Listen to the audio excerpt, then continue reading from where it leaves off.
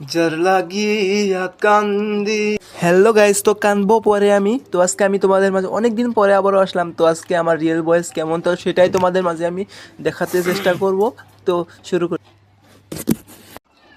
যার লাগিয়া কান্দি আমি দিবানিশি হই, সে নিজের করলো পর পর খাসার ভেতর।